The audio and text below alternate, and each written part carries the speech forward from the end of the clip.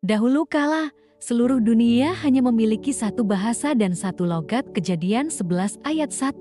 Manusia hidup dengan penuh kesatuan, menyebar dari timur dan menetap di sebuah dataran luas di tanah Siner. Di sanalah mereka membuat keputusan yang akan mengubah sejarah umat manusia. Mereka berkata satu sama lain, "Marilah kita membuat batu bata dan membakarnya baik-baik."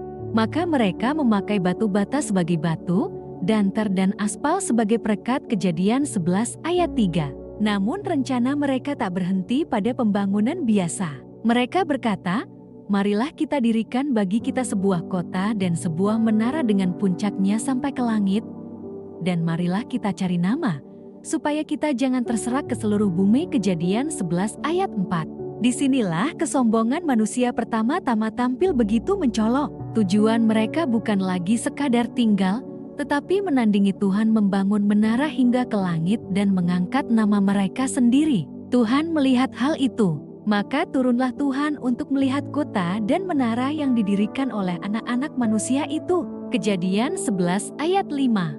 Pernyataan ini syarat makna ironi. Manusia membangun menara menjulang tinggi, namun Tuhan tetap perlu turun untuk melihatnya. Ini menyiratkan bahwa betapapun tingginya usaha manusia, itu tak pernah mampu menyamai kemuliaan Allah. Tuhan berfirman, "Mereka ini satu bangsa dengan satu bahasa untuk semuanya." Inilah baru permulaan usaha mereka.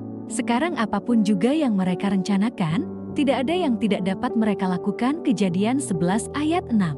Ini menunjukkan betapa kuatnya potensi manusia ketika bersatu, tetapi juga betapa bahayanya ketika kesatuan itu dipakai untuk menantang Tuhan. Maka Tuhan mengambil keputusan drastis, bukan karena takut, tapi karena kasih-Nya untuk menyelamatkan manusia dari kejatuhan yang lebih dalam.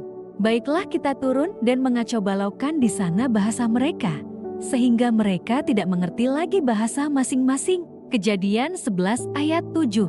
Dalam sekejap, komunikasi mereka menjadi kacau. Proyek besar itu pun terhenti. Mereka tidak bisa bekerja sama lagi, dan karena itu, mereka terserak ke seluruh muka bumi.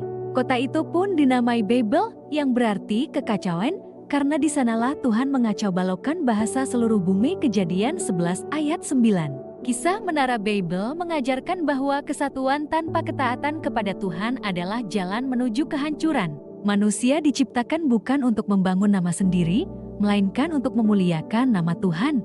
Ketika manusia menggeser pusat kemuliaan dari Allah kepada dirinya sendiri, maka murka Allah tak terhindarkan. Namun murka itu bukan tanpa tujuan. Tuhan merendahkan manusia supaya mereka sadar bahwa mereka tetap makhluk ciptaan. Secara profetik, Babel menjadi simbol perlawanan terhadap Tuhan yang terus muncul sepanjang sejarah.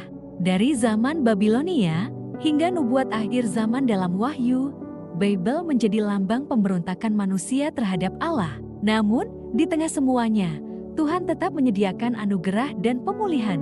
Refleksi dari kisah ini membawa kita pada pertanyaan, apakah hari ini kita sedang membangun menara-menara kita sendiri? Karier, nama baik, media sosial, kekuasaan, semuanya bisa menjadi menara Babel modern. Ketika kita mencari pengakuan diri di luar kehendak Tuhan, apakah motivasi kita murni untuk melayani, ataukah untuk dipuji? Namun, pengharapan tetap ada. Di hari Pentakosta, Kisah Para Rasul 2, Tuhan mengutus Roh Kudus dan menyatukan kembali umat-Nya melalui bahasa ilahi. Di tempat di mana dahulu bahasa dipisahkan, kini melalui Injil, manusia dipersatukan kembali dalam satu iman, satu pengharapan, satu kasih. Kisah Menara Babel bukan sekadar sejarah, tetapi cermin bagi kita hari ini. Sebuah peringatan tentang bahaya kesombongan dan panggilan untuk kembali pada rencana Allah.